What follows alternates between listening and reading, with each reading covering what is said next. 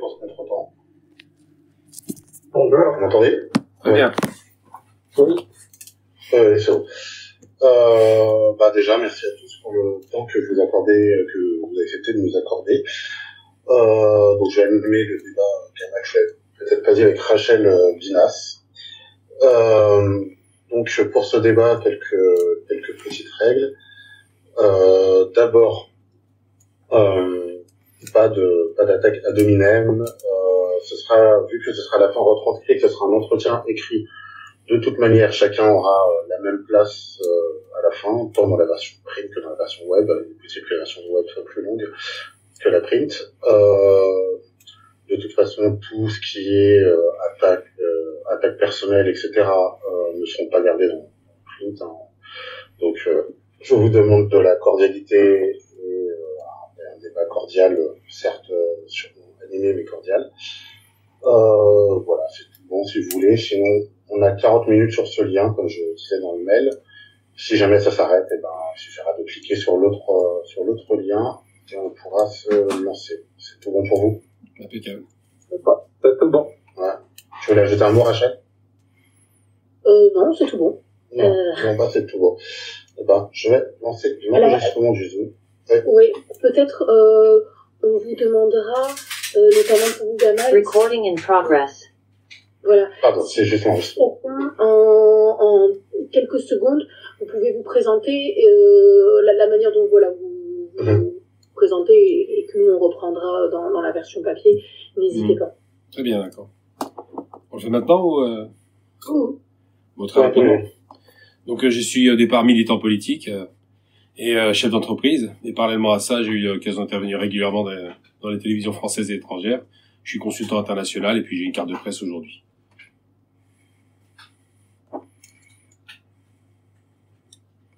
Shaki, si vous voulez.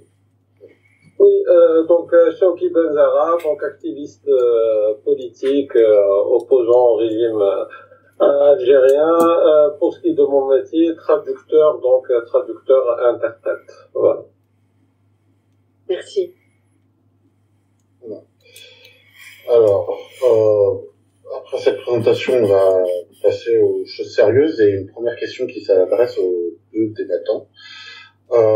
Comment caractériser, selon vous, aujourd'hui, les relations entre Paris et Alger? J'attends. Pour qui? Comment vous... Il y a un problème de sang. Non, il n'y a pas de problème. Vous m'avez pas entendu? Si, moi, j'ai bien Non, entendu. c'est bon. Ok. Mais qui commence? Alors, les Gamal, allez-y. Comment caractériser les relations entre Paris et Alger? Simplement des relations de tension qui ont été alimentées par tout un tas de petits faits marquants sur le terrain de la mémoire, puisque c'est ce qui a commencé par être la relation entre Macron et l'Algérie, qui était bonne au démarrage et qui malheureusement avec le temps s'est dégradée pour des raisons qu'on pourra évoquer plus tard. Mais aujourd'hui la relation est tendue pour des raisons qu'on va expliquer effectivement plus tard, mais en vérité c'est un environnement global qui conduit à cette relation tendue.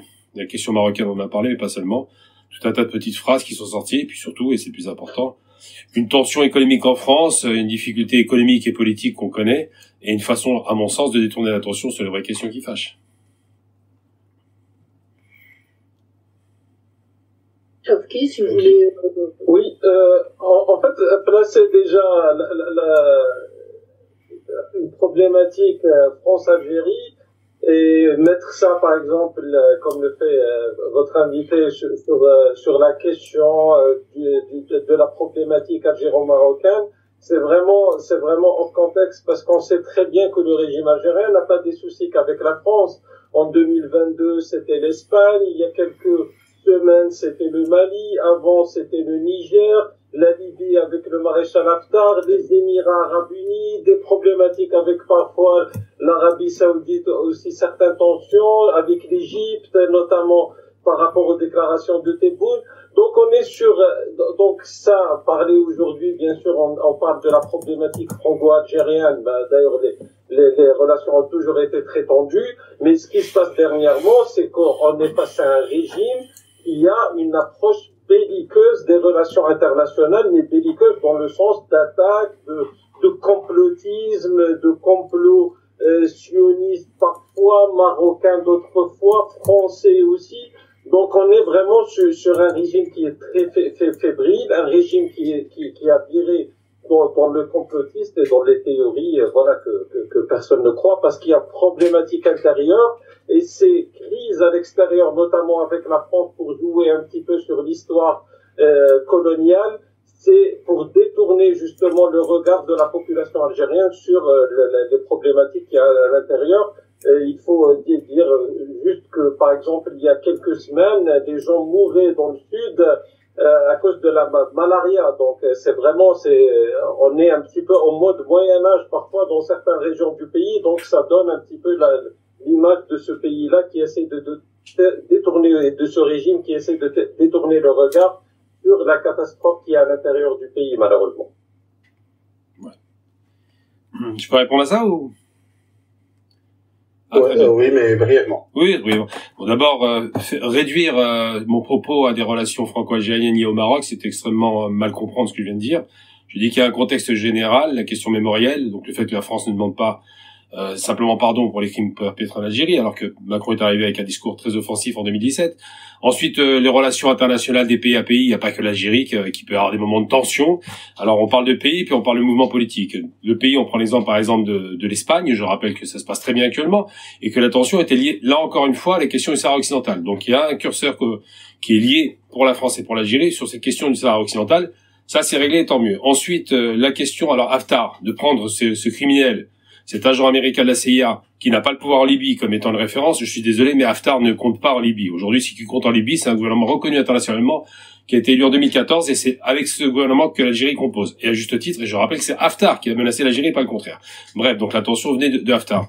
Ensuite, le Mali, je rappelle que c'est quand même un coup de force militaire, que la tension est alimentée par d'autres acteurs qui ont des intérêts régionaux, et que c'est surtout le Mali qui est agressif au départ. L'Algérie n'a jamais répondu aux propos extrêmement orientés du Mali. Preuve en est, ça se passe très bien avec le Niger, ça se passe très bien avec le Burkina, ça se passe très bien avec la plupart des pays limitrophes de l'Algérie, sauf la Libye qui est malheureusement instabilisée depuis près de 14 ans.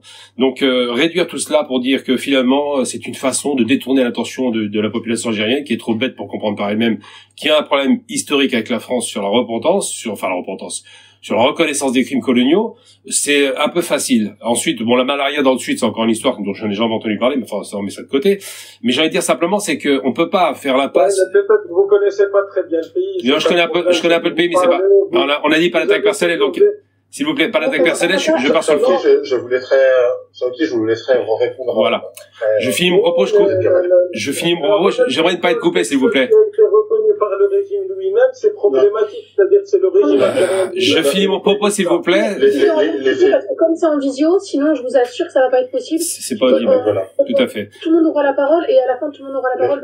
Voilà. C'est-à-dire que je parle vite je parle vite pour donner les éléments le plus rapidement possible, et je ne coupe pas les gens. Un peu de courtoisie, s'il vous plaît, monsieur. Donc simplement pour dire que la méconnaissance d'un pays rentre pas en considération. On prend les faits tels qu'ils se présentent. Il y a des tensions internationales actuellement importantes. Alors la question du complotisme et puis du sionisme, enfin ça c'est très facile, mais tout le monde est complotiste aujourd'hui, hein, dès l'instant où on n'est pas d'accord. On va être un peu sérieux. Il y a un problème, une problématique qui se pose entre la France et l'Algérie depuis 63 ans maintenant, qui n'a pas été réglée sur la question de la mémoire. Et la rente mémorielle dont on voudrait affubler l'Algérie est une rente qui est entretenue par la partie française. Si monsieur Macron avait été jusqu'au bout de sa logique, et ça aurait été positif, il demandait juste la reconnaissance des crimes. Il avait commencé avec le 17 octobre. Il disait oui, nous avons bien effectivement commis des crimes en Algérie, ce qui est indiscutable. La colonisation n'est pas un bonheur. Et la France demande officiellement, comme Jacques Chirac l'a fait en 95 par rapport au Veldiv, pardon aux victimes de ces crimes. On parle pas de l'État algérien, on parle de relations d'État à État. Une fois que cette relation est consommée, une fois que ce passé enfin est assumé, après tout est ouvert. Et la rente mémorielle disparaît de fait, puisqu'il n'y a plus de matière. Donc il faut faire très attention à ces propos, mais de là à dire l'Algérie, par exemple, j'entends souvent, est isolée sur le plan international, il n'y a pas plus ridicule. Je veux dire, l'Algérie s'entend très bien avec les grandes puissances africaines, l'Algérie s'entend très bien avec les États-Unis, avec la Russie, avec la Chine, avec tous les acteurs les plus importants dans le monde. Et les petites tensions qu'on observe entre la France et l'Algérie ne sont pas étrangères à une montée de l'extrême droite extrêmement violente en France qui donne le là. Et je veux simplement expliquer, pour finir mon propos, que si monsieur Retailleau, qui a des propos extrêmement violents, alors je parle pas de l'Algérie, on parle des propos qu'il a tenus vis-à-vis des descendants d'immigrés qui seraient en train de faire une régression ethnique, c'est ce qu'il a utilisé comme terme.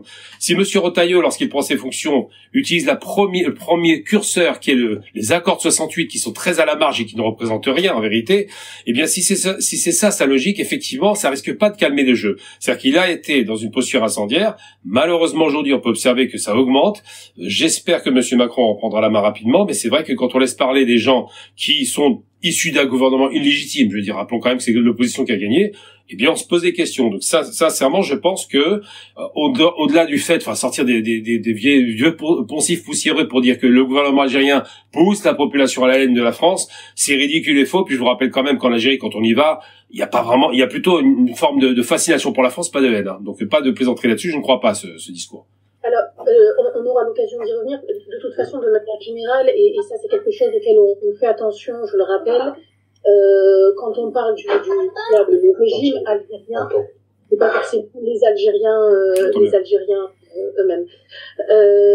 Je voulais juste factuel, juste. Faites une petite réponse et voilà. Assez court et factuel, juste sur les faits. Et ensuite, on vous donnera la parole pour la prochaine question.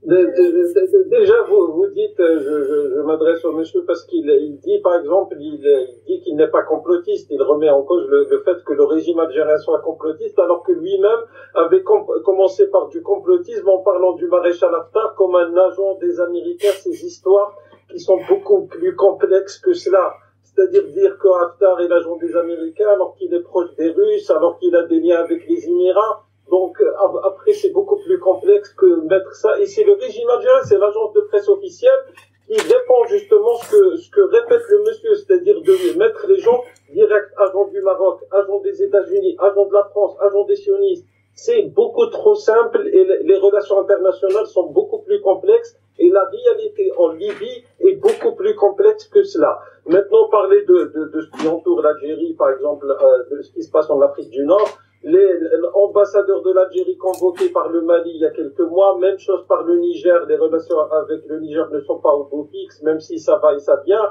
Plus de 30 000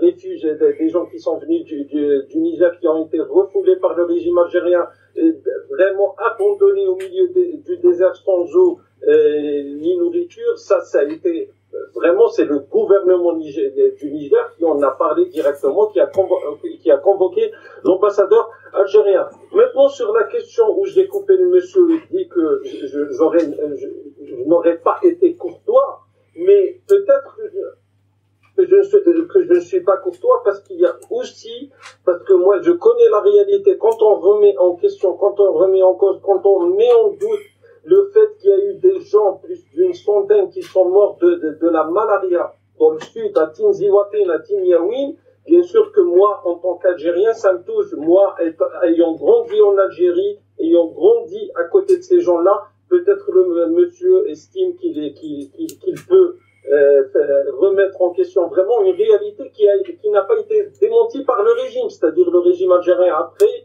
il a reconnu qu'il y avait une problématique.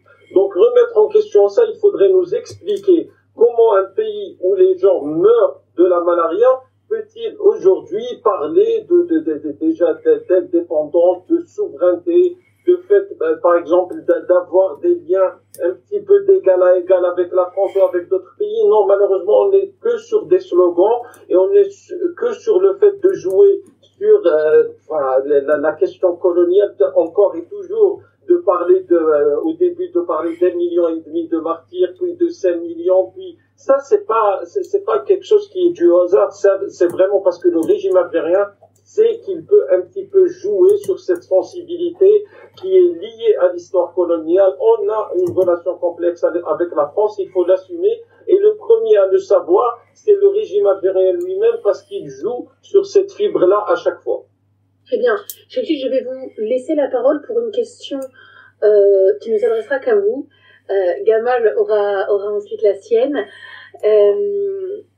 Est-ce qu'il y a des critiques aujourd'hui, soit que Gamal formule, soit que vous entendez plus largement dans les médias, critiques formulées à l'endroit de la France, et on va dire du gouvernement français, qui vous semblent légitimes sur ce dossier-là franco-algérien, on va dire? Malheureusement, justement, là où il devrait peut-être parfois y avoir des critiques, parfois où on pourrait essayer de partir sur une relation d'égal à égal, justement, peut-être sur certaines questions économiques ou sur certaines questions de souveraineté, justement, économique. Peut-être là, on pourrait en discuter, mais c'est pas là où le régime algérien joue. C'est pas ça qui intéresse, de toute façon, le régime algérien. Quand il s'agit de la France, on parle uniquement de sujets qui vraiment ne sont pas d'un grand intérêt par rapport à ce qui se passe aujourd'hui. On est toujours sur cette, ça a été même qualifié par Emmanuel Macron de rente mémorielle, et là, honnêtement, sur cette question-là, il n'est pas passé à côté, parce qu'effectivement, c'est une rente, c'est-à-dire le régime algérien aujourd'hui, s'il arrive à rester en place, c'est par rapport à cette rente mémorielle de jouer encore et toujours les martyrs. On a été les effets néfastes de la colonisation, la France coloniale, et après maintenant on a viré encore plus uniquement vers le complotisme, c'est-à-dire est-ce que on pourrait prétendre à être un état de droit, un état où il y a des institutions, quand on passe son temps à parler d'un complot macronito-sioniste, de médias français sionistes qui attaquent l'Algérie. Là, je me cantonne, j'essaie de rester uniquement sur la relation franco-algérienne, alors parlons pas d'autres pays. Alors, donc, voilà. Et la question pour vous, Gamal, est la suivante. Est-ce que vous estimez qu'il y a des critiques formulées à l'égard du régime algérien aujourd'hui qui peuvent être justifiées? C'est une question au miroir. Donc, il n'a pas répondu à la question du côté algérien. Il a préféré dire que les Algériens ont tort. Bon, c'est pas très intéressant. Très rapidement quand même, parce que j'ai entendu un truc. Haftar a une carte américaine, a vécu 30 ans aux États-Unis, est un États-Unien, c'est connu. Il a vécu à 30 km de l'anglais. Donc, quand on dit qu'on connaît pas bien le dossier Haftar, il est connu. Et il faut être un peu sérieux. Quand on parle géopolitique et de rapport de force, c'est pas il est copain des Russes, ça c'est totalement ridicule et réducteur, comme les Émirats Arabes Unis d'ailleurs, mais bon, ça c'est on passe outre. Alors pour parler de la critique, les critiques, je vais répondre aux deux questions parce que ça n'a pas été répondu. Les critiques formulées par l'Algérie vers la France sont des critiques liées effectivement à des pas en avant et des pas en arrière qu'on a pu observer. Un jour on dit que c'est un crime contre l'humanité, le lendemain on se ravise. Un jour on est drivé par Kamel Daoud, c'est pas Macron qui l'a dit. Kamel Daoud l'interview au point et lui dit qu'il utilise la rente mémorielle et malheureusement Macron rebondit dessus. Malheureusement parce que Macron manifestement n'a pas vu à qui il parlait. Donc il y a des tensions effectivement. Alors ce qu'on peut formuler comme critique vis-à-vis de l'Algérie, je vais les réduire à pas grand-chose finalement. Alors il y a un mot magique. Oui, je resitue. Donc, les critiques que la France pourrait formuler avec l'Algérie, c'est quoi? D'abord, c'est le fait qu'il y a un problème lié à de l'économie. Il faut bien comprendre qu'on ne fait pas la guerre pour le plaisir de faire la guerre, on le fait pour les questions économiques. C'est-à-dire que là, récemment, la France a été écartée, je parle donc des agriculteurs français qui fournissaient beaucoup de blé à l'Algérie, a été écartée des appels d'offres au profit, on le sait, des Russes aujourd'hui. Simplement, une forme de mesure de rétention. Pourquoi? Parce que les Algériens ont mal vécu les relations qui sont de plus en plus difficiles avec certaines sorties hasardeuses de certains éléments du gouvernement qui ne sont pas d'ailleurs des responsables des affaires étrangères. Et donc, on sent bien qu'il y a un flottement et on imagine que la France pourrait reprocher, donc je dis ce qu'elle peut penser à l'Algérie, d'être un peu trop rigide sur la question mémorielle. Alors c'est quand même le minimum syndical. Je veux dire, quand les Allemands et les Français font la paix, c'est à la suite de Nuremberg, c'est à la suite de procès, c'est à la suite de reconnaissance de crimes, c'est à la suite de condamnations et c'est à la suite de réparations sur deux nations importantes en Europe qui se sont fait la guerre quand même 4 fois depuis Napoléon. Donc et 4 défaites françaises consommées qui ont après été sauvées par les États-Unis et l'Angleterre, mais c'est vrai que ces 4 défaites consécutives ont laissé des traces. Et il a fallu que la France encaisse cette humiliation à de nombreuses reprises. On parle de complotisme tout à l'heure, par exemple. Le complotisme ne veut rien dire. C'est un mot fourre-tout qui ne veut rien dire. Quand les Français, en 14-18, sont en confrontation avec les Allemands pendant la guerre, on disait que les Allemands mangeaient leurs enfants. On peut parler de complotisme, mais c'est de la propagande simplement de bonne loi. Et pour autant, la guerre intervient, une seconde guerre après intervient qui est calamiteuse, et ils se rendent compte qu'au bout de 2 guerres, c'est catastrophique. Et bien là, c'est pareil par rapport à la relation franco-algérienne. C'est quand même une guerre qui a conduit, alors c'était tout à l'heure mal compris, à officiellement, je parle des chiffres officiels français, 300 000 morts, algériens, 1 500 000 morts. Je donne des faits, moi je reste dans l'histoire et pas dans la propagande, et pas dans le complot. Et quand M. Tebboune fait référence à 5 millions de morts, il ne parle pas de 5 millions de morts pendant la guerre d'Algérie. Il parle de 5 millions de morts entre l'entrée en Algérie qui a conduit à la mort de 1/3 de la population, chiffres historiens français, donc ça fait à peu près 1 million de personnes, et puis une multiplication de conflits qui ne se sont jamais arrêtés pendant 132 ans, qui ont conduit, on estime de la part d'un historien que je connais, un ami, Youssef Gira, à 5 millions de morts. Ce sont encore une fois des estimations, parce qu'on fait pas de course aux chiffres, on n'a pas de recensement précis, mais on estime au rythme de mort quotidien et mensuel que ça donne à peu près ça. Mais le problème n'est pas de savoir combien de morts. Je dirais un mort est un mort de trop, et comme disait Staline, un mort c'est effectivement une tragédie, 1 million de morts c'est une statistique, malheureusement. Donc simplement pour expliquer que la question française par rapport à l'Algérie, c'est quoi? C'est-à-dire on ne veut pas reconnaître ce qui s'est passé parce que ça pose problème, parce que la France a des valeurs, effectivement, de la République quand elle est née dans cette révolution, et qu'il est difficile d'endosser ce genre d'horreur.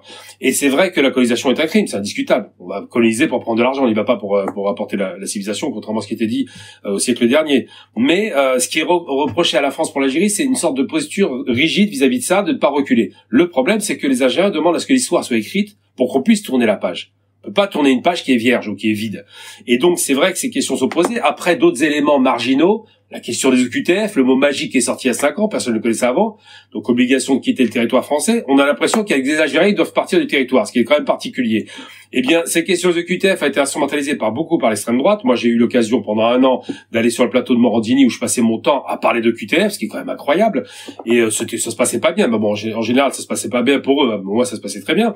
Ensuite, il y a l'affaire de quelques crimes qui arrivent. Ça arrive, hein. Des crimes parfois horribles, hein, comme l'affaire de la femme qui a assassiné cette pauvre jeune fille, enfin cet enfant. Et on monte ça en boucle. On monte ça en mousse. Excusez-moi, je vous permets de vous couper pour être sûr de bien vous comprendre. Si je ne fais pas d'erreur, là, le reproche que vous avez fait à Chawki peut s'appliquer à vous. C'est-à-dire pour le moment, mais pourquoi pas? Vous nous dites pas, est-ce qu'il y a des critiques légitimes qui sont aujourd'hui formulées? Ah, légitimes. Voilà, justifiées qui sont formulées selon vous. Hein, alors oui, non, alors légitime, oui, d'accord. Le gouvernement algérien et pas du régime algérien, pas de l'Algérie. J'entends bien, oui, on s'est compris. Non, légitime, alors si vous me parlez de légitimité, c'est autre chose. Par contre, je vous donne les critiques telles qu'elles sont présentées au QTF, le fait de refuser de la reconduite aux frontières, le sauf-conduit, le fait que l'Algérie serait trop rigide sur la question mémorielle, le fait que la France, avec 17 ministres qui est arrivé en grande pompe en 2022, semble-t-il fait un pas important. Donc les Français pourraient penser, alors je dis ce qu'ils pourraient penser, je partage pas cette idée-là, que l'Algérie ne fait pas d'efforts, qu'elle pourrait s'ouvrir, que la commission mixte d'historiens aurait pu être une avancée considérable, et que effectivement les marchés par exemple algériens qui étaient très ouverts commencent à se resserrer, et que c'est peut-être pas sympa pour la France. Ça on peut l'entendre. On peut entendre aussi le fait qu'ils disent que l'Algérie par exemple jouerait d'une soi-disant rente mémorielle, ce que je conteste. Mais j'ai envie de dire simplement, c'est que quand on fait un pas en avant, on peut pas faire un pas en arrière ou 2 pas en arrière. En l'occurrence, ce que j'observe, c'est que par exemple, le fait, un dossier très spécial, la question, par exemple, des OQTF qui ne sont pas récupérés par les pays maghrébins en général, d'ailleurs. Cette question, elle se pose, moi j'ai lu un livre qui a été écrit par une journaliste tunisienne, d'ailleurs, qui expliquait qu'elle s'occupait de ces fameux OQTF enfants, enfin, ce qu'on appelle les jeunes, comment on appelle ça,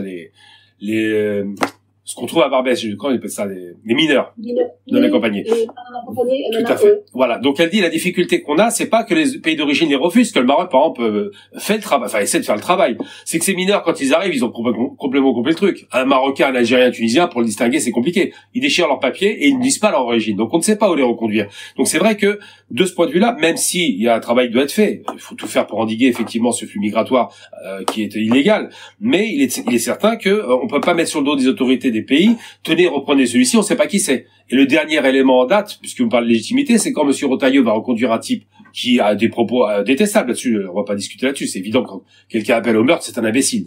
Eh bien, quand il fait cela, il commet une faute sur le plan, pas sur le plan du principe, mais sur le plan du droit, parce qu'il propose un procès pour que le type soit condamné quand même. On va d'abord examiner les faits, et s'ils sont condamnables, on le condamne. Et puis éventuellement, on le reconduit à la frontière. C'est pas ce qui se passe.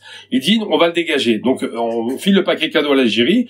L'Algérie dit, vous ne respectez pas vos règles de droit, et donc les refuse. Mais c'est vrai que les Français pourraient, alors je dis bien pourrait, parce que je crois pas que la légitimité soit au rendez-vous, pourrait reprocher à l'Algérie d'être un peu trop rigide sur la question mémorielle, un peu trop rigide sur la question de la migration, et un peu trop rigide effectivement sur la relation de critiques qui peuvent être formulées. Mais quand je dis pourrait, c'est qu'encore une fois, quand on finit une guerre, des choses doivent être réglées.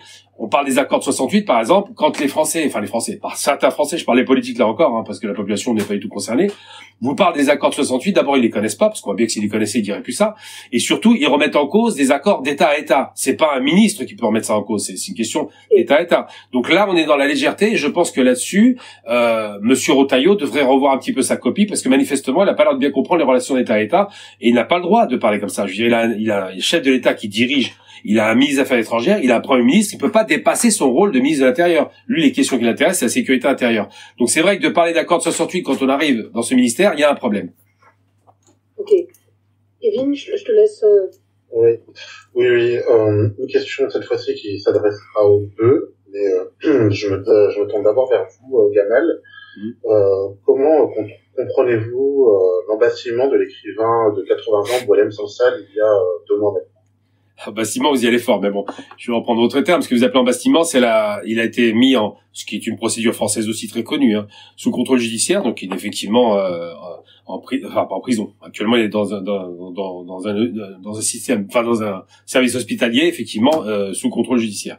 Ce qu'on comprend, c'est que cet homme, j'ai entendu. Non, il n'est pas encore. Non, il n'est pas en contrôle judiciaire. C'est intéressant. La courtoisie, il faudra la prendre, monsieur, s'il vous plaît. J'ai pas fait. Vous pourrez parler derrière. Vous pourrez parler derrière. Tu calmes tous les deux et de toute façon on vous donnera la parole juste après. Je promets, je vous comprends. Je comprends. Vraiment sur des faits de droit, il y a pas de débat là-dessus. Il n'est pas il est en prison. On est sur les faits, on est sur les faits de s'écouter. Je vous couperai jamais, donc faites un effort s'il vous plaît. Je sais que c'est difficile pour vous, mais il faut faire l'effort. Donc, non, ne me coupez pas s'il vous plaît. C'est important. Non, vous ne corrigez pas, monsieur, vous me laissez finir, après vous parlerez. C'est beaucoup mieux. Comme ça, moi je vous laisserai dire des choses qui sont fausses, il n'y a pas de problème. Voilà. Il y a aucun souci. Oui, non, je vois ça, mais c'est pas... On va pas envoyer des pics. Franchement, c'est dommage. On va pas envoyer des pics. Non, c'est pas les pics, il n'y a pas de souci. Si, personne n'envoie des pics à personne. On vous donne la parole. Non, mais c'est juste pour vous expliquer que moi, je suis très discipliné. Je demande juste à ce que ce monsieur soit discipliné, comme ça se passera bien. Allez-y.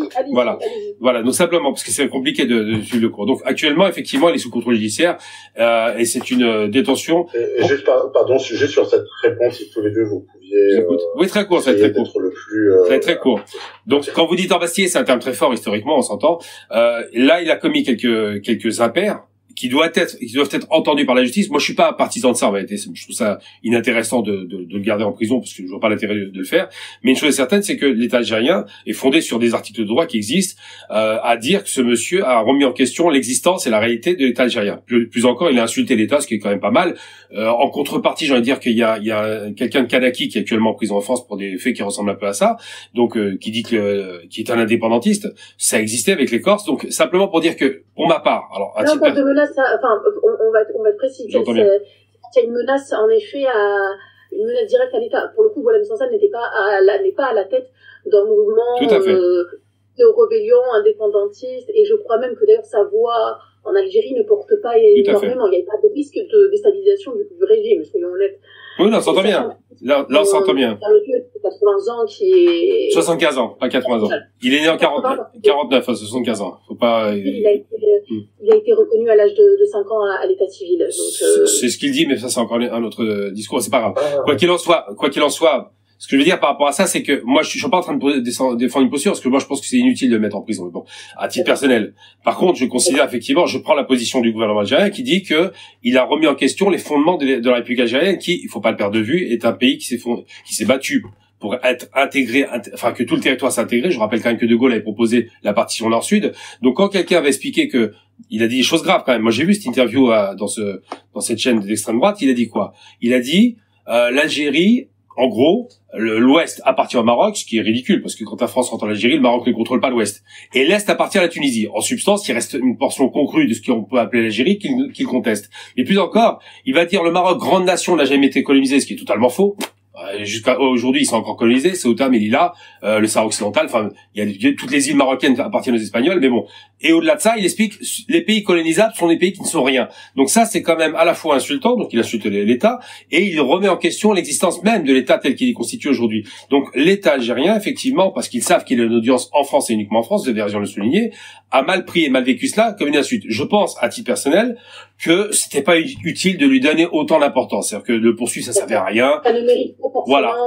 Un rappel à la loi aurait été suffisant. Après, je pense aussi que faut voir qui est le personnage. Moi, j'ai vu son bouquin en 2008, là. Cette horreur qu'il a appelé le village de l'Allemand, il a quand même des raccourcis qui sont violents. Les Algériens sont un peu fascinés par le nazisme, les Moudjahidines sont des nazis.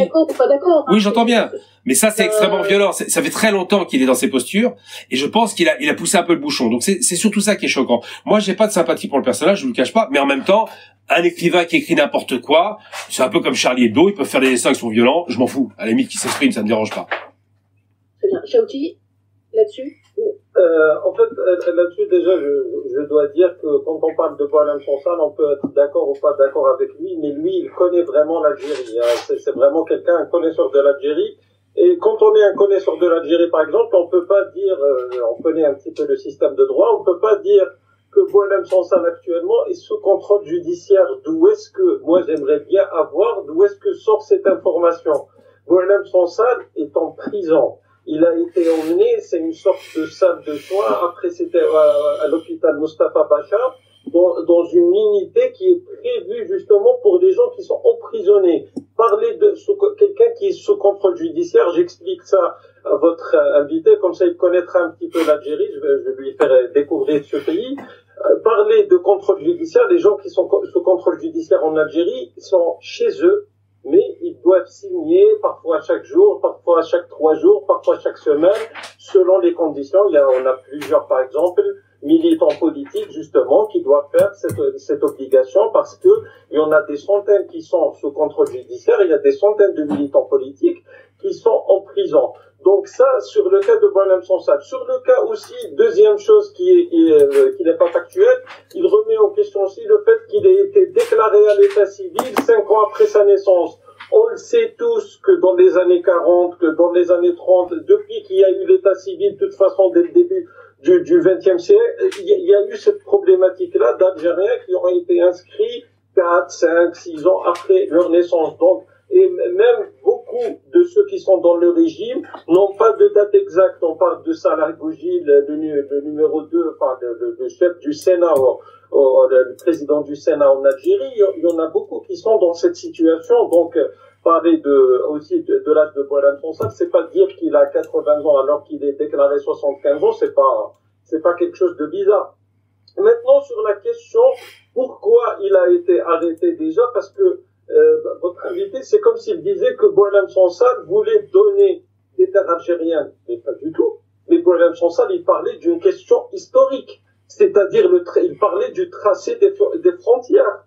Il disait en aucun cas qu'il fallait maintenant découper l'Algérie, donner une partie à la Tunisie, au Maroc ou à je ne sais qui. Il a parlé de réalité historique et selon sa vision, on peut débattre avec lui. Si Boualem Sansal n'a pas raison sur ce qu'il a dit, pourquoi l'emprisonner? Il suffit d'une émission à la télévision algérienne et on va un petit peu, je m'excuse pour le terme, mais démonter tout ce qu'il a dit très facilement. Mais c'est impossible à remettre en question parce que le tracé des frontières, de toute façon, l'Algérie avant 1830, et c'était déjà Alger, la régence d'Alger, c'était le Beylik de l'Est, le Beylik de l'Ouest, et ça n'a jamais dépassé les 300 000 km².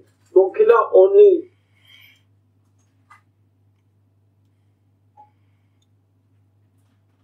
je crois que vous avez un bug.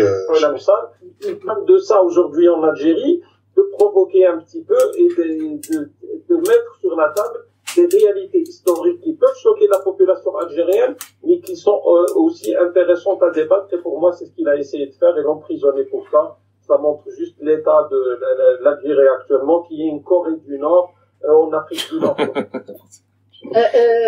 Est-ce qu'on peut passer à la question suivante, Gamal? Juste pour deux points importants.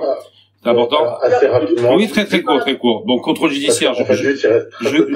J'entends bien. Donc, contrôle judiciaire, je corrige simplement. Détention préventive. Comme ça, c'est réglé. C'est le même terme que les Français. Et le système algérien au niveau judiciaire correspond un peu à ce qui se passe en France. Ensuite, l'âge de la naissance, apparemment, on est précis sur un âge qui n'est pas précis, mais c'est pas grave. Et pour ce qui concerne les frontières, si, il y a une remise en question des frontières, qui est fausse d'ailleurs, et même Benjamin Stora, qui est quand même un petit peu au fait de l'histoire algérienne, puisqu'il y a travaillé depuis 50 ans, est très informé. Puis j'ai envie de finir avec cette histoire. J'ai connu Soukri Fellah, vous étiez même pas né. Donc faut pas m'expliquer que je connais pas l'Algérie, j'y suis toutes les semaines. Donc faut un petit peu se lever le pied par rapport à ça. La disqualification par méconnaissance, ça ne fonctionne pas avec moi. Ma famille est algérienne, je connais très bien l'Algérie et j'ai la chance de parler à des historiens. Donc ça fait une petite différence par rapport à vous. Mais de toute façon, si si on J'entends bien, bien sûr. On accorde en tout cas de l'importance à vos visions. Et on va pouvoir passer à la prochaine question, qui s'adresse aux deux. Interdiction des conversions au christianisme, arrestation de journalistes. Bon, je ne suis pas satisfait d'eux. Le régime algérien est-il autoritaire car fragile ou est-ce dans sa nature depuis son indépendance? Est-ce que je commence? Allez-y, vous n'avez pas la précédente, donc allez-y. Ça marche.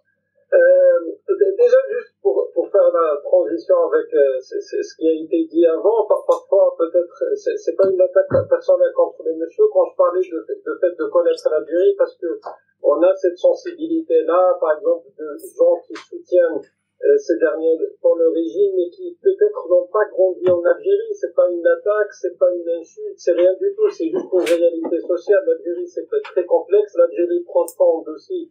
Là où j'ai grandi, c'est une réalité qui est beaucoup plus différente que faire un petit tour du côté d'Alger ou d'Oran, ou de parfois même Constantine, que d'aller dans le fond des Aurès ou dans le sud où il y a la malaria, où il y a des gens meurent dans la rue à cause de ça. Il faudrait revoir les photos. Donc, il y a un petit peu cette sensibilité-là, c'est pas une attaque personnelle. Maintenant, sur ce qui est de la question, parce que justement, beaucoup se concentrent peut-être juste sur l'aspect un petit peu politique, les activistes politiques aussi, le cas de Boualem Sansal qui ont été emprisonnés, mais il faut savoir aussi que sur la question des libertés religieuses, et ce qui est fait ces dernières années, c'est vraiment une persécution à tous les niveaux, hein. C'est-à-dire, justement, ça montre la fébrilité du régime algérien, la peur aussi par rapport à tout ce qui est, à toute différence.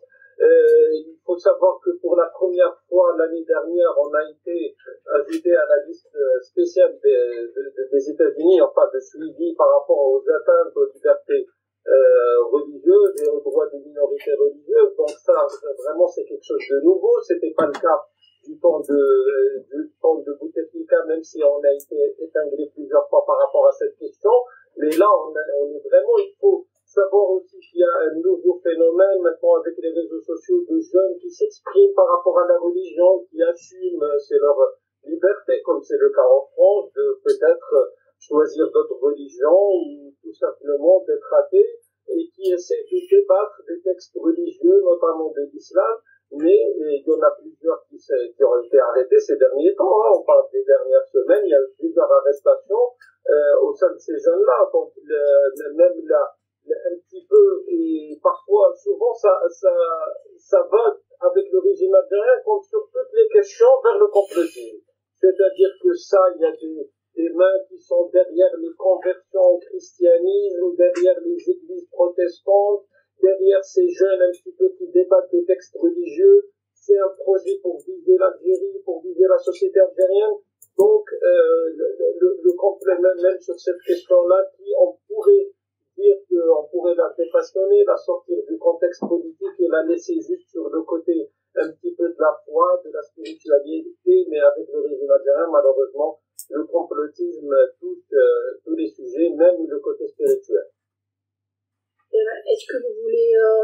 Oui. Vous êtes invité.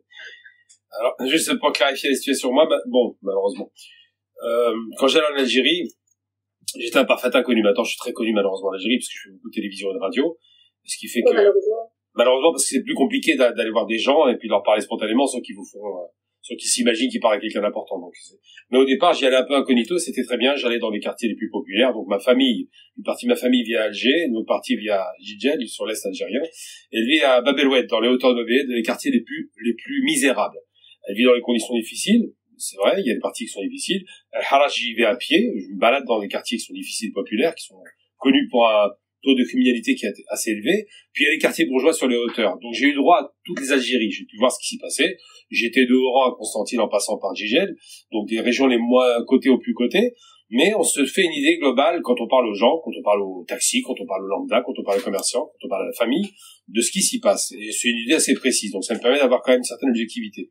Donc je ne fais pas un tableau idyllique, c'est un pays en développement, effectivement, et ces questions se posent. Maintenant, la question des persécutions religieuses. Alors d'abord, il faut quand même être un peu sérieux quand on parle de religion en Algérie, parce qu'il y a eu d'abord, pendant la colonisation, la fracturation, la rupture entre le peuple algérien, qui est de confession juive, et l'autre musulmane. Ça a été fait avec Crémieux, donc Adolphe Crémieux a fait ce travail de créer un décret qui divisait la population algérienne pour avoir un soutien au sein de cette population. C'est déplorable, c'est dommage, parce que ça a effectivement exclu une partie de la population après la Révolution, mais c'est pas le fait qu'ils soient juifs dans leur essence qui a posé problème, c'est le fait qu'ils aient choisi la France. Donc cette question s'est posée, et moi je suis pour un retour des juifs algériens qui sont chez eux. Je n'ai aucun problème avec ça. Quand je vois Stora arriver en Algérie, ça me fait plaisir, parce que il est chez lui, c'est pas négociable. Un juif algérien, c'est la seule différence qu'il a avec un musulman, c'est le caractère religieux, et ça ne fait pas de lui autre chose qu'un Algérien. Ensuite, on a l'autre aspect, la question religieuse chrétienne. Alors là, par contre, c'est très réducteur. Alors le mot complotisme ressort à chaque fois de façon comme une litanie, bon c'est un peu ridicule. Voyons les faits tels qu'ils se posent. L'histoire algérienne a été d'abord pétrie de violence, on le sait par rapport à la colonisation, parce que les guerres coloniales ne sont jamais autre chose que des guerres, qui sont extrêmement violentes évidemment, et a été marquée par la désislamisation. C'est-à-dire quand les Français arrivent en Algérie, la première des choses, ça fait suite aux croisades et aux contre-croisades, donc il y a toujours cet idéal un petit peu, enfin cette idée qui est restée dans le sous-jacent, de se dire que quand ils arrivent en Algérie, ils ont en face d'eux les anciens conquérants arabes, arabo-musulmans, ou les mauresques, vous utilisez tous les termes. Bref, ces conquérants qu'ils ont inquiétés jusqu'à Poitiers. Et donc, ils reviennent, c'est une forme un peu de vengeance, avec cet idéal de reconquista, pour le coup.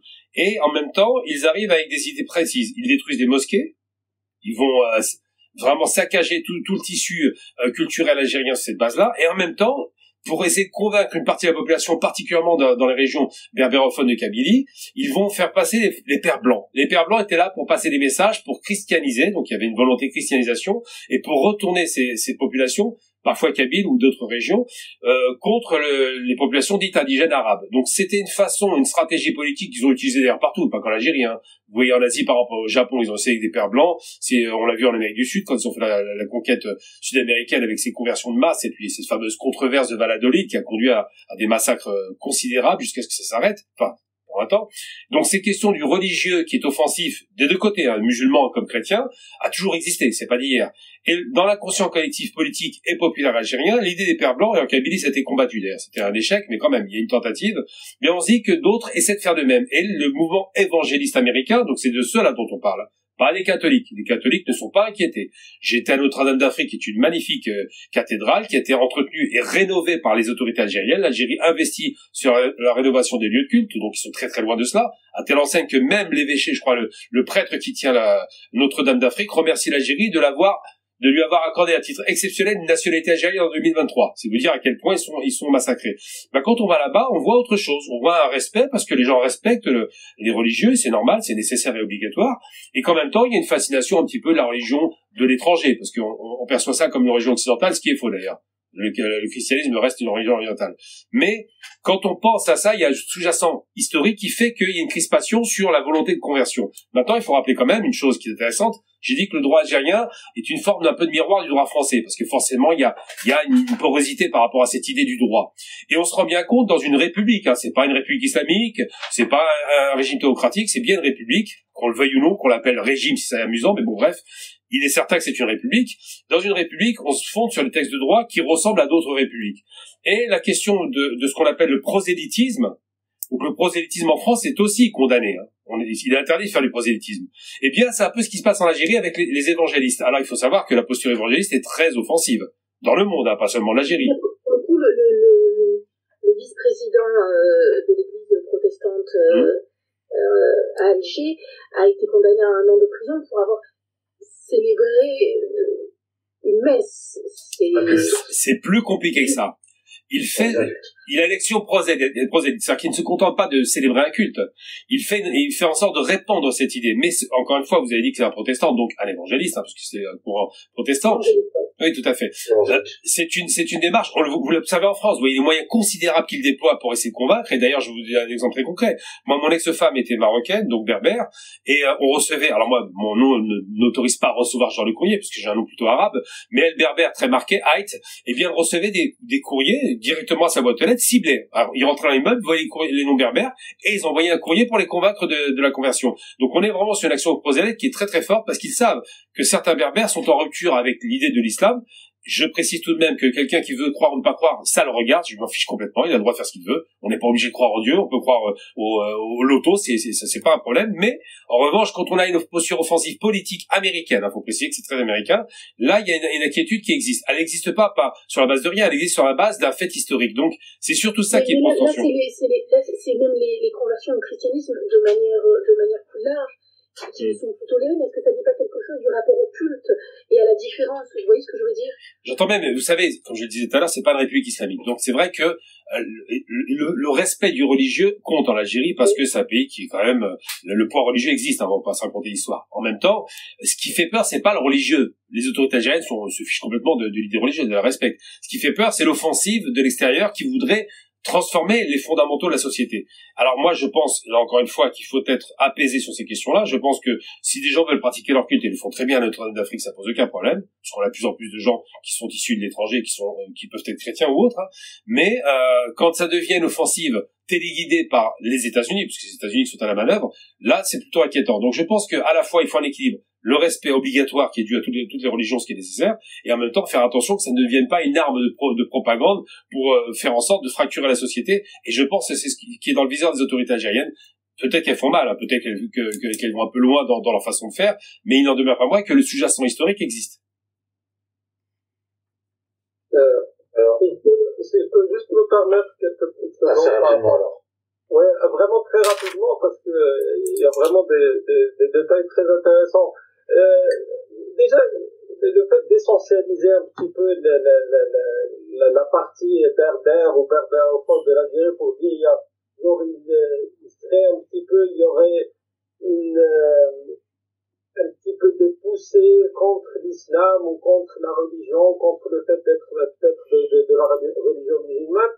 C'est pas comme ça qu'il faut voir les choses. C'est juste que la société, notamment Kabylie, il y a une ouverture d'esprit, il y a une acceptation de l'autre, et en plus c'est une région qui, bien sûr, où il y a les gens se sont accaparés certains espaces de liberté et se sont accaparés aussi, vraiment avec des luttes, le droit de conscience un petit peu différemment des autres régions. Donc il faut pas placer ça par rapport au fait que ça soit, ils sont ciblés parce que non, c'est que, au Kabylie par exemple, il y a peut-être un peu plus de marge de liberté pour des gens qui peuvent parler de leur foi libéralement. Si le monsieur dit qu'il n'est pas contre que les gens aient leur droit de conscience, ben laissons les gens, justement, exercer ce droit de conscience. S'ils veulent devenir protestants, catholiques, s'ils veulent devenir, parce que lui, il parle juste des protestants, mais moi, je parlais aussi des jeunes qui juste font un choix, des jeunes algériens qui font un choix conscient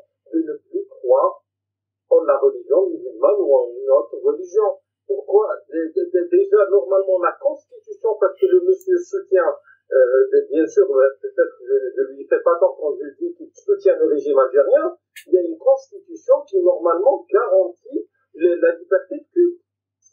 Mais dans le respect de ce texte, il n'y a pas de respect de ce texte. Et si on parle des protestants, pourquoi ne pas parler des chiites qui ne sont pas gênés pour faire leur prosélytisme en Algérie, parce qu'il y a des liens avec l'Iran qui sont au beau fixe. Donc la question de dire que le régime, généralement, juste pour les gens qui font du prosélytisme, il a un souci avec ça. Maintenant, placer ça, bien sûr, sur le plan du complotisme, toujours les États-Unis qui nous viseraient avec non, mais il faut, à un certain moment, il faut arrêter ça. Soit on est pour la liberté de culte, et là, chacun a son droit de conscience et chacun a le droit de choisir sa religion, soit on est contre et on soutient le régime algérien qui fait vraiment qui porte des atteintes très graves à cette liberté de culte. Quand le dominant, il y a des cas, il y a des poursuites judiciaires juste pour le fait que je parle pas des caricatures, juste pour le fait de remettre en question les textes al-Bukhari, les textes où on rassemble un petit peu ce qui a été rapporté du prophète.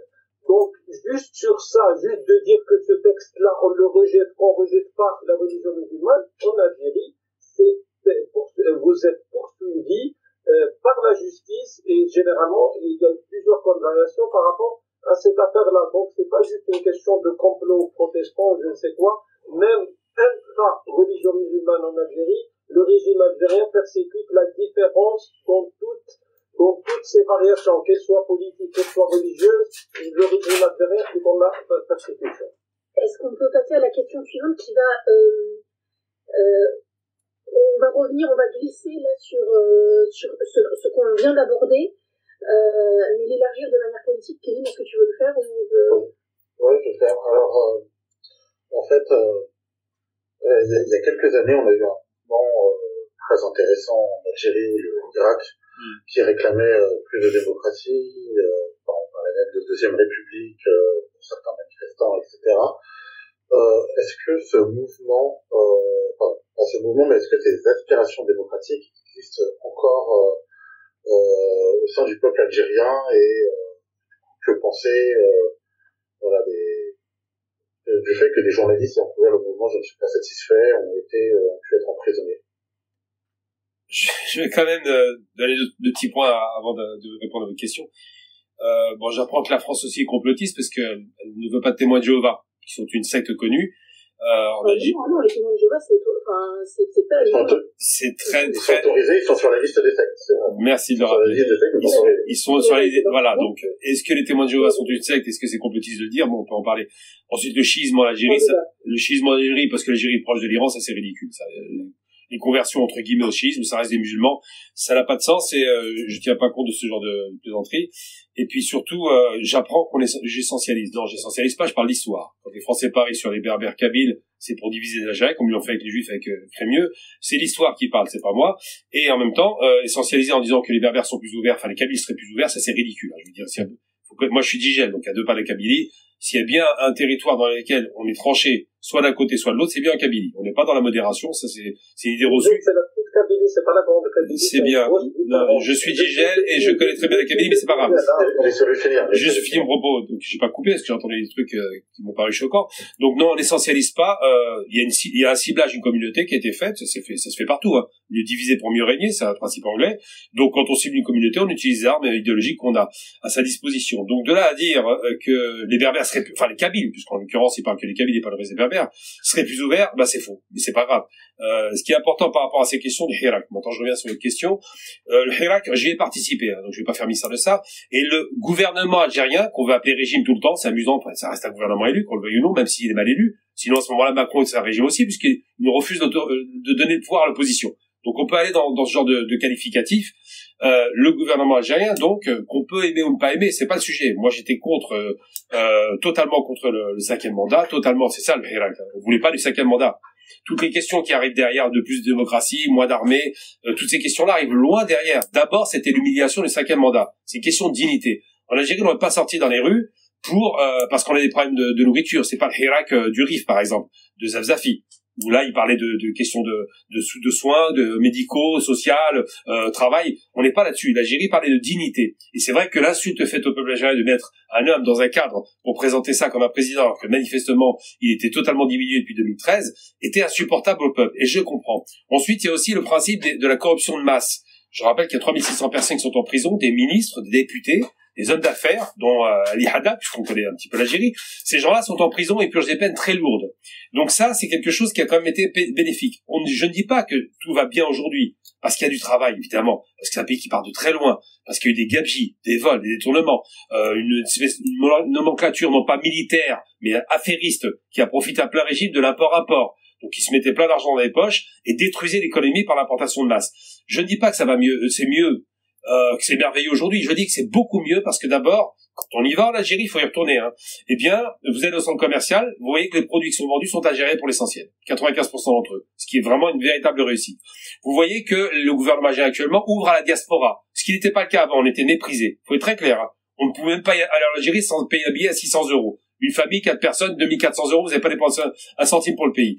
Il y a une ouverture qui s'est faite sur le plan de l'économie, sur le plan du politique, sur le plan des droits, et ce n'est pas la perfection, il y a beaucoup de travail à faire, on revient de très loin, c'est un système très ankylosé, très lourd, mais il n'en demeure pas moins qu'aujourd'hui, on a obtenu au moins une chose pour le Hirak qui était essentielle, c'était la fin du 5e mandat, la fin de cette farce électorale qu'on lui mettait en place. Après, il y a d'autres choses qui doivent être obtenues, qui se feront pas à pas, mais les Algériens ont connu, et là je reviens rapidement sur l'histoire très court, le 5 octobre 88, c'était un massacre de masse, des populations, enfin les jeunes qui sortent dans la rue, qui se font tirer dessus comme des lapins, c'était l'armée qui prenait le pouvoir, c'était un bain de sang qui a duré 10 ans, là on était sur quelque chose de grave. Aujourd'hui, Dieu merci, dans le Hirak, il y a eu un mort par crise cardiaque.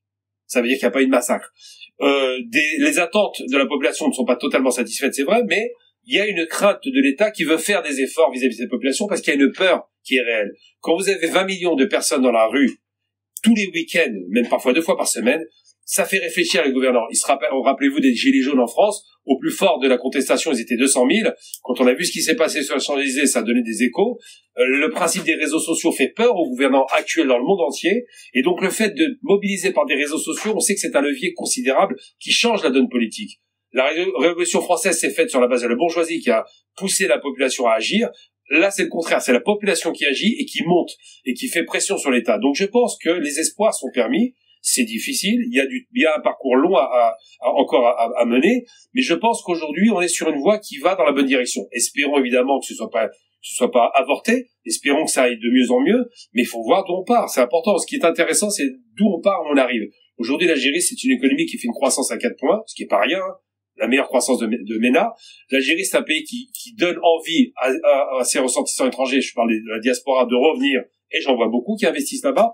L'Algérie, c'est un pays qui a revu ses règles de droit par rapport au 49-51 et par rapport aux droits qui fluctuaient tout le temps. Là, ils ont garanti que les termes juridiques pour l'investissement seraient durables sur 10 années, donc on espère que ça durera. Tout ça, c'est des espoirs, mais il faut toujours être très mesuré sur la critique. C'est-à-dire que c'est facile de critiquer, mais on n'a pas envie de finir comme ce qui s'est passé en Syrie, en Libye, sur les frontières où c'est très instabilisé. Le pays a 7 pays à la frontière, tous instabilisés. Donc, faut tenir compte de ces peurs qui sont réelles. Et on pourrait dire que les dirigeants algériens sont un peu paranoïaques. Peut-être. Mais il y a quand même de la matière pour la paranoïa. Donc, j'ai envie de dire simplement, c'est qu'aujourd'hui, on est sur une phase ascendante. On espère que ça ira mieux. Et moi, pour conclure mon propos, peut-être sur une note un peu positive, j'ai envie, parce qu'on a à peu près, on estime qu'il y a 4 à 6 millions d'Algériens binationaux ou nationaux, 800 000 en France. J'ai envie que la relation entre ces deux grandes puissances que sont la France et l'Algérie s'améliore. Parce que tout le monde a y gagné, parce que les points de croissance, on les trouvera ici, et parce que surtout l'apaisement des tensions dans la région doit se mener par des pays qui ont les épaules pour cela, et l'Algérie fait partie de ces pays. Ok. Oui, merci. Déjà, sur la question par exemple, de parler, parce que quand on ne connaît pas, encore une fois, bien l'histoire d'un pays, la réalité sociale d'un pays, on peut blesser les gens, parce que le monsieur parlait, il disait que les Algériens en 2019, ils sont sortis pour la dignité. En Algérie, on ne sort pas pour autre chose, parce qu'on n'est pas comme au RIF, il y a toujours le complexe un petit peu avec le Maroc, tout ça. Mais je dirais au monsieur qu'il faudrait qu'il s'intéresse à ce qui s'est passé ces dernières années, c'est-à-dire à partir déjà de 2011, pour un pays où il y a une rente pétrolière, les gens sont sortis pour, à l'époque, ça s'appelait les émeutes pour le pain et le sucre, pour l'huile et le sucre, parce qu'il y a eu vraiment une augmentation des prix, il y a eu de grosses émeutes, c'était dans le cadre du printemps arabe, et c'était au même temps que ce qui se passait au RIF. Donc être condescendant avec les RIFins sans savoir qu'on est condescendant du coup avec les Algériens qui sont sortis au même moment pour des raisons un peu plus, je dirais un peu plus quotidiennes, c'est-à-dire pour l'huile et le sucre. Donc il faudrait vraiment faire attention à ne pas blesser les gens par rapport à ça. Il faut connaître le pays avant d'essayer de se présenter comme un spécialiste, parce que ça peut blesser les gens. Maintenant, sur la question, en plus, j'en rajoute pas, sur les émeutes qui étaient jusqu'en 2019 quasiment quotidiennes. Si ça s'est arrêté par rapport à des gens qui coupaient, on disait couper les routes, c'est-à-dire qui faisaient des barricades pour réclamer l'eau. C'était le cas il y a quelques mois à Tiaret, c'est dans une région du pays où il y avait pas l'eau pendant plus de 2 mois. De suite, sans parler que la problématique dure depuis des années. Il y a même des médias internationaux qui en ont parlé. Donc quand on veut voir les choses, c'est facile, on tape Tiaret et on va trouver vraiment tout ce qui s'est passé. Les gens sont sortis dans la rue pour réclamer cela malgré le climat de répression. Donc, la question du Irak, qui serait, l'Irak, c'était bien sûr, c'est ça fait partie d'un long chemin depuis 1962, depuis il y a eu plusieurs mouvements, le Front des forces socialistes qui s'est élevé contre le régime en 63, la Kabylie justement qui historiquement est une région qui a été toujours contre le régime, le printemps berbère en 1980, après en 2001, tout ce qu'il y a eu, c'est vraiment dans cette suite-là, et ça ne s'arrête pas, parce qu'on est sur le même régime. Depuis 62, rien n'a changé. On est, bien sûr, le contexte, le monde change, le contexte change, mais avec le régime algérien, on se rend compte que même dans par exemple, la nature des discours, on est sur le discours des années 60, 70, qu'on entend du monsieur, parce qu'il répète ce qu'il y a dans c'est pas pour lui faire injure, hein. Il a tout à fait le droit de reprendre ce qui est dit dans l'agence de presse officielle. Mais ce qu'on entend dans l'agence de presse officielle, c'est ce qu'on entend vraiment, ce qu'on entendait dans les années 60, 70, c'est le même discours. Dire que, parce que la région est instable, il faudrait faire attention aussi, mais qui a fait que l'Afrique du Nord est dans cet état-là? Qui héberge, par exemple, le Polisario pour créer des problématiques pour le voisin marocain? Qui soutient maintenant dans le nord du Mali des gens qui veulent un petit peu des sécessionnistes, qui veulent se couper du Mali? Qui soutient aussi en Libye parfois des groupes qui œuvrent à la déstabilisation du pays? Donc on est sur un régime qui lui-même a provoqué cette instabilité en Afrique du Nord, et que pour le bien de l'Algérie, c'est pour ça le mouvement, l'idée de changement en Algérie, elle va jamais sans parler du contexte à l'intérieur du pays. C'est-à-dire, on est sur des centaines d'embarcations qui partent chaque semaine, des embarcations de fortune pour aller vers l'Espagne, pour venir en Europe. Juste ces derniers jours, il y a toute une famille qui est morte dans la mer Méditerranée. Donc des gens qui maintenant en famille, il y a des réalités sociales qui sont nouvelles. Ça, c'est nouveau, des familles qui choisissent cette voie-là pour quitter le pays. C'est pour dire vraiment la situation sur le plan social, sur le plan politique, on peut plus rien dire. Sur le plan des libertés, maintenant les libertés religieuses aussi, donc on peut pas, l'image qu'on est en train d'essayer de donner. Oui. Alors, parce que la question, on n'arrivera pas à vous réconcilier, il n'y a pas de problème. Voilà, il y a deux visions différentes, et c'est aussi pour ça qu'on voulait croiser vos regards. Mais encore une fois, j'insiste parce que il ne faut pas perdre le lecteur au moment de la transcription, de l'entretien, de la lecture. Voilà, le diagnostic, il a été largement posé. Encore une fois, quel regard vous portez? Je vais être très précise dans la question, s'il vous plaît, et on ne revient pas historiquement, on a compris. Quel regard vous portez sur ce qui, en tout cas de mon point de vue, mais je vous laisserai me corriger, ressemble à une aspiration démocratique avec le mouvement « Je ne suis pas satisfait de », pour ne prendre que celui-ci. Est-ce que c'est une aspiration à plus de démocratie? Quelle lecture? Et on a compris sur l'aspect historique, on a compris les réserves par exemple, que vous avez à l'égard du régime, mais comment analyser ce mouvement-là? Qu'est-ce qu'il dit politiquement? Et juste en quelques phrases, parce que sinon on va avoir du mal à finir. Juste rapidement sur ce mouvement, je suis pas satisfait, Marani Charadi, c'est pour moi, ce qui est peut-être un peu plus grave, c'est que ça n'a même pas un caractère très politisé. C'est-à-dire les gens, c'est justement le slogan Marani Charadi, je ne suis pas satisfait, c'est juste pour dire on en a marre. Tout simplement, c'est la traduction. C'est-à-dire cette jeunesse-là, on l'empêche de faire de la politique, on l'empêche de militer, on l'empêche de s'encadrer dans des partis, et leur réalité, la vie quotidienne, c'est devenu un cauchemar. Donc, ils sont juste sortis pour dire on en a marre. On en a marre de l'état actuel des choses, et ça en dit long, parce qu'à l'époque, au moins, quand il y avait le Irak, c'était un peu plus politisé. Là, les gens, c'est-à-dire l'Algérie, est au bord de l'explosion. C'est ça qui est dangereux. C'est pour ça que cette jeunesse-là est sortie, sachant qu'ils seront persécutés. Et là, on voit ce qui se passe ces derniers jours avec les arrestations par les services de renseignement souvent. Et vraiment, comment la réaction du régime a été très violente par rapport à ça. Et Gamal, même question, vous, sur ce mouvement-là, est-ce que vous faites cette analyse de Chaouti, ou vous avez un autre regard sur ce mouvement-là de ces dernières semaines. Vous parlez du hashtag qui a été lancé. Juste une petite précision. Juste une petite précision technique, on a moins de 10 minutes. Ok, vous faites référence au hashtag qui a été lancé. Il y a eu un contre-hashtag qui a beaucoup mieux marché. Exactement. Donc le contre-hashtag c'était vraiment extrêmement fort parce que les Algériens qui... Vous pouvez dire quelques mots Oui, mais ce hashtag vient pas de nulle part. Hein. Il faut savoir la source, et quand vous connaissez la source qui est pas très nette, on se rend bien compte que... Le hashtag, vous voulez dire? Oui, l'hashtag. Le fait de générer un hashtag, c'est une attention extérieure. Ça n'a rien à voir avec les Algériens.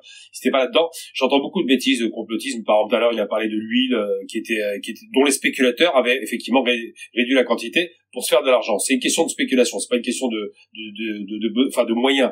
Il a fait référence au RIF que je mépriserais. J'ai vécu dans le RIF, c'est dommage. Donc c'est raté pour le coup. Et je suis un admirateur de Abdelkrim Khattabi et de Zefzafi. Donc je ne méprise pas. Au contraire, je considère que ces malheureux vivent une situation difficile parce que le Maroc traverse des turbulences et il n'y a aucune raison, soi-disant, d'être complexé vis-à-vis du Maroc. Je rappelle que le Maroc est un pays pauvre, l'Algérie très riche. Donc il faut quand même être un petit peu dans le sérieux. Et ensuite la question donc pas de condescendance, bien évidemment, admiratif du RIF. Ensuite, la question du soutien, alors de l'Algérie des groupes. Alors, ils soutiennent des groupes en Libye, c'est tout nouveau, ça vient de sortir. Première fake news. Ils soutiennent les Zawad, deuxième fake news. Ils soutiennent tout un tas de trucs, c'est totalement faux. Faut être un peu sérieux. L'Algérie s'inquiète de ses frontières et ces mouvements, effectivement, ce hashtag, je reviens sur votre hashtag, qui a été généré par on ne sait qui, mais qui n'est pas très clair, ça vient pas d'Algérie.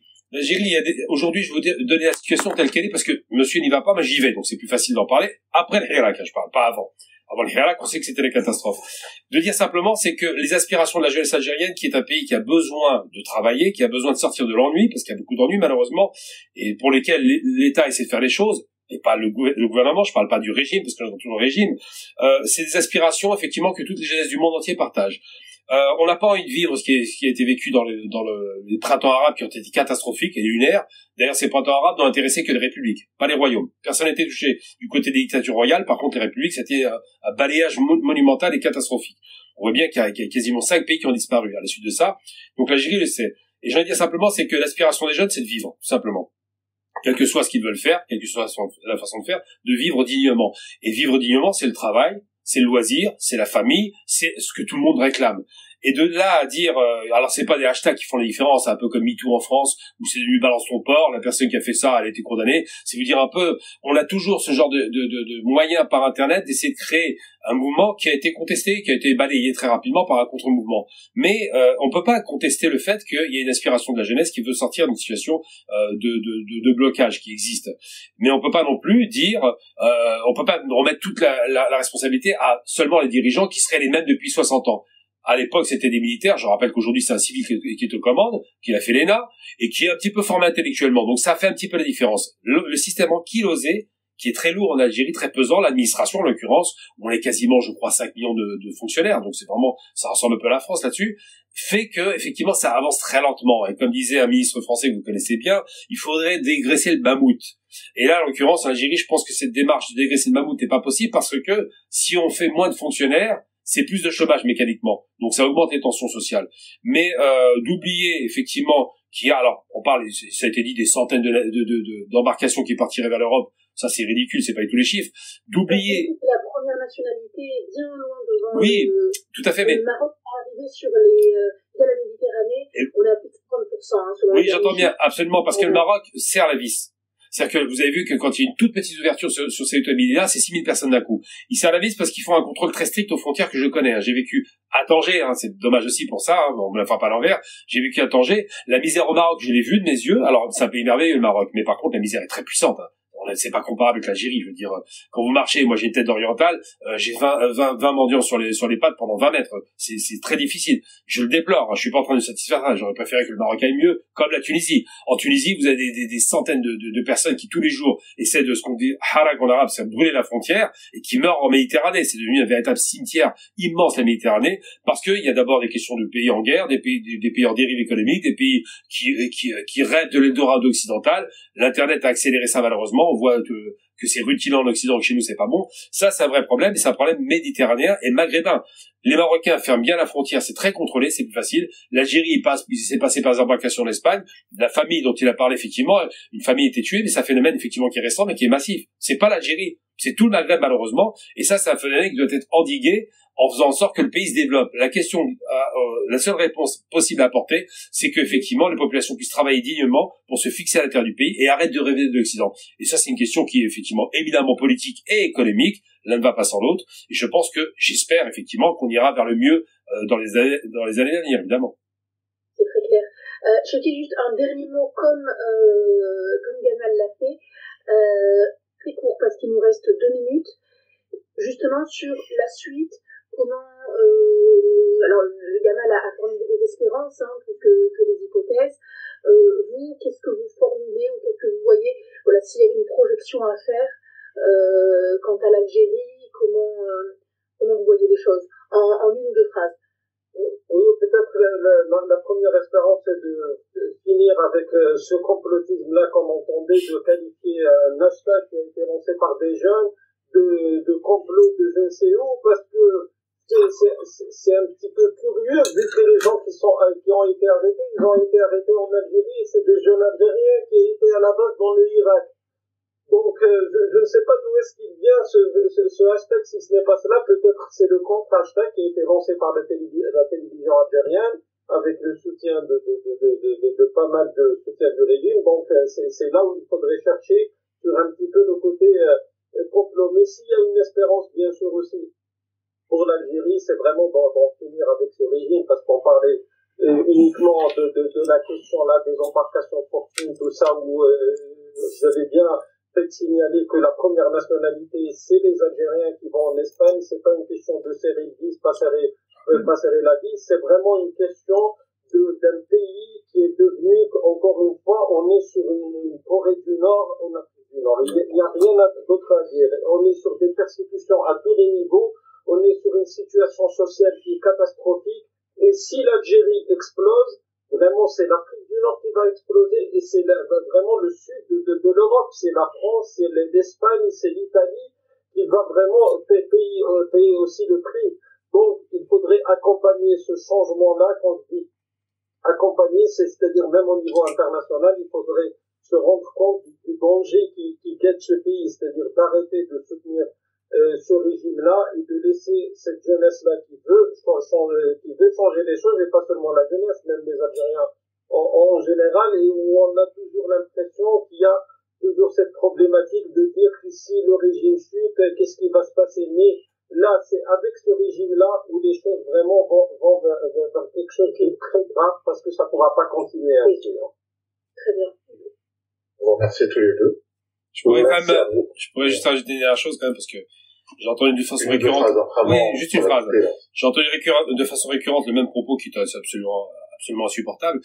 Il y en a marre d'entendre que je serais soi-disant un agent du régime ou que je répéterai ce qu'on me dit. Moi, j'ai la chance de travailler avec des chercheurs, des historiens, et je donne des faits. C'est difficile à entendre, mais moi j'entends tout le temps régime, c'est bien, mais il y a des faits. C'est-à-dire que si vous n'aimez pas le fait que des gens libres comme moi soient capables de voir sur le terrain, et j'y vais, vous y allez plus aujourd'hui, et vous donne un retour du terrain, parce que je fais cet effort, eh bien c'est compliqué. Mais là, il y a une condescendance chez vous qui est quand même assez extraordinaire. Au nom de quoi, vous tout seul, vous pouvez dire que nous sommes tous des moutons qui suivons le régime? C'est une plaisanterie. Quand je vous donne une information, vous répondez complotisme. Le complotiste, c'est vous. En l'occurrence, quand on n'est pas capable d'accepter la contradiction, moi j'accepte ce que vous dites, je suis pas d'accord, mais j'accepte.